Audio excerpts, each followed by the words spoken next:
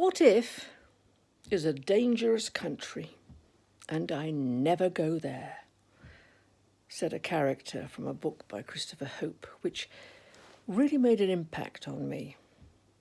It's actually a general who said it when looking at battle strategies. And there were so many what-ifs flying round the room that decisions couldn't be made. What about us? Look at the world we live in. My goodness. What if are two words that we could be saying all the time now. What if Trump wins? Sorry if you're a Trump supporter. What if the coronavirus doesn't go away for 5 years? What if I get sick? Blah, blah, blah, blah. That means blah, blah, blah in Maori. But seriously, this is a time when on all of the tips of all of our tongues are the words, what if? And I wanted to make this video to encourage us, me as well, because I have some personal what ifs in my own life that I'm having to keep at bay about personal things. So what do we do? Well, the thing is, if we ask the question, what if? What happens is we begin to observe our situation, the world, or our own personal time or situation through the distorted perspective of fear. And as a result, anxiety builds. We go into fight and flight and freeze, and then we can't think straight.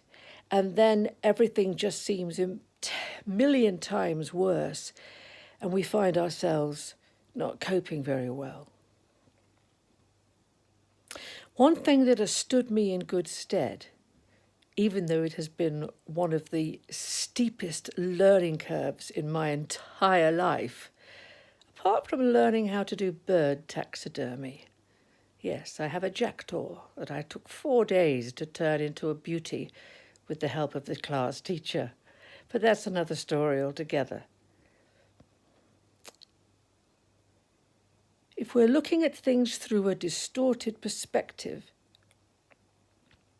there is no way we can be optimistic. There is no way that we can have peace of mind, and we miss the opportunities for joy. We miss the opportunities for solutions. So when we say, what if, and we go into this panic mode, what we're basically saying is, if that thing occurs, I will be unable to cope with it. It'll finish me. And those of us who have mental health issues, we can what if all the time. You know, when I find a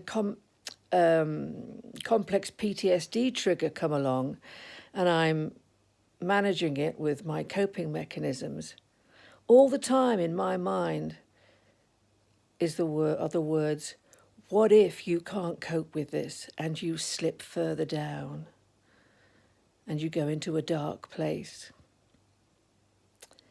Those of us with mental health issues, and to be quite honest, I think that's probably most of the population at the moment as coronavirus rampages through the world. One of the hardest learning curves for me is to learn not to get caught up in what if. So where do I live instead?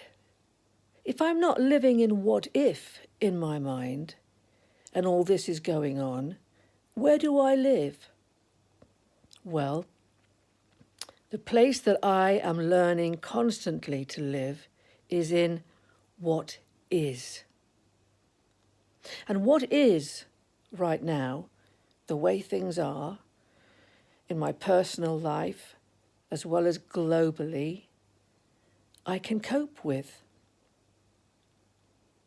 So I'm looking at today, the what is, not through a lens distorted by fear, leading to anxiety, but through a perspective of, I can cope with this.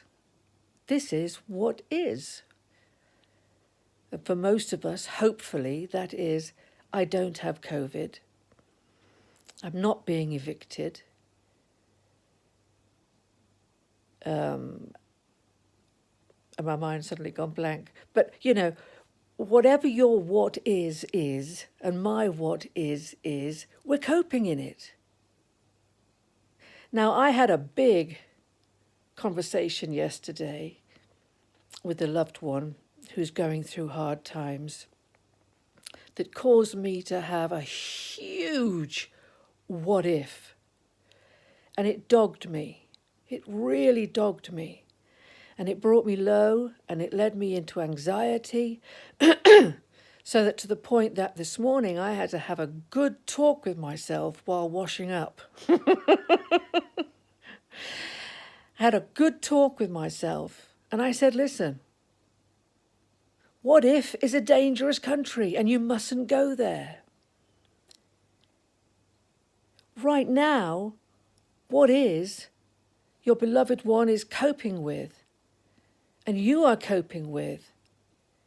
And if something does happen, if you stay in what is, then you can cope with it with strength and self-empowerment and peace of mind and cognitive rationality. But if you let go into what if